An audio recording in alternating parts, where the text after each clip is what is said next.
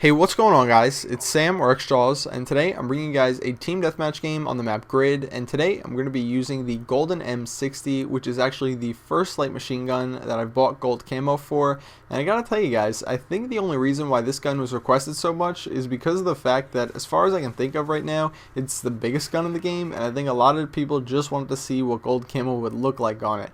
So anyway, guys, here it is, and I thought I would use this video and this opportunity to talk to you guys a little bit about the light machine guns in the Call of Duty series, and then later on a little bit specifically about the M60.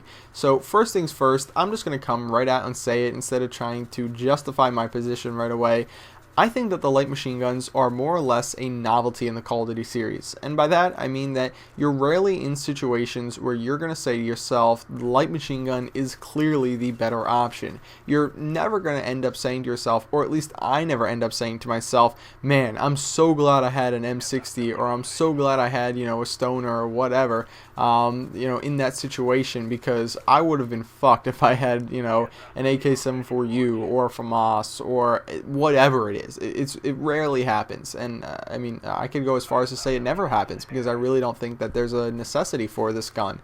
So anyway, guys, before you get all upset with me, because I know I'm going to have a lot of people hating on me and saying that the light machine guns are the best class in the game and that everybody needs to use them and that they're awesome, I thought I'd talk to you guys a little bit about why I feel that way, and hopefully if you disagree with me, instead of like hating on me, you can tell me why you disagree, and if you argue your point, intelligently, maybe I'll actually change my mind. So anyway, guys, here's the thing with the light machine guns. They're going to have three advantages, and not always are they going to have those three advantages, but typically they're going to have three advantages over the other weapons in the game, and I thought I would talk about that right now. So your three advantages are, number one, they're usually going to have a higher damage than the other weapons in the game. This doesn't always hold true, but 90% of the time with all the light machine guns in the Call of Duty series, they're going to have a higher, at least, base damage than the other weapons in the game.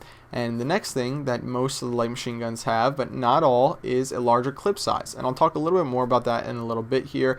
But, the M60, for example, has a 100 round magazine or clip or whatever it's called on a light machine gun.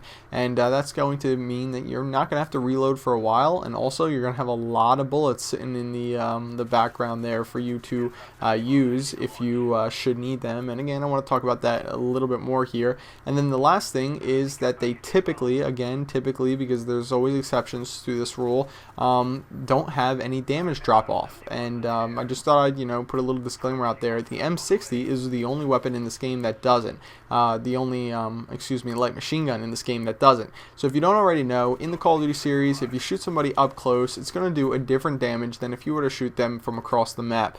The FAMAS, for example, is a 3-hit kill up close and a 4-hit kill from afar. That's just the way it is. And the M60 is also like that. It is a 50 kill, or actually not 50 kill, it is a 50 damage gun up close and then a 40 damage gun from afar. So that's going to be the difference of a single bullet. And when you're dealing with a light machine gun like the M60, which doesn't have the fastest rate of fire and also can be fairly inaccurate and has a lot of recoil, that's actually kind of a big deal. And also, when you don't have stopping power in the game to kind of help you, get up to a higher damage where you won't need to worry about missing that third bullet, then you're really dealing with some issues. So the next thing I kind of want to get back to is the whole bigger clip thing. So basically, the assault rifles in this game have anywhere from a 30 to 35 round magazine, and to be quite honest, pairing that with sleight of hand is going to mean there's absolutely no reason for you to have 100 bullets to deal with.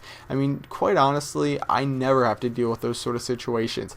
Even when I go on really big kill streaks and, I'm killing people left and right, I would get outplayed left and right if I would have, the lack of mobility that a light machine gun does. I just wouldn't be able to do what I do with an assault rifle if I were to have, a light machine gun, especially one as clunky, to be quite honest, as the M60. And I just think that most people should really think about these things when choosing the guns in the game, and maybe everybody should, sort of look at the light machine guns in this game a little bit differently, because I think a lot of people think that they're perfect for players who go on big kill streaks and need lots of ammo and are shooting people up left and right, and I just don't think that's the case. So anyway, guys, that's the end of this game. I know I was really negative, and I know that's sort of a reoccurring theme in some of my videos, but sometimes I just gotta tell it like it is. I know not everybody's gonna agree with me, But that's my opinion on the light machine guns and the M60. I'll see you guys later. Final score 32-4. That's about it. Bye.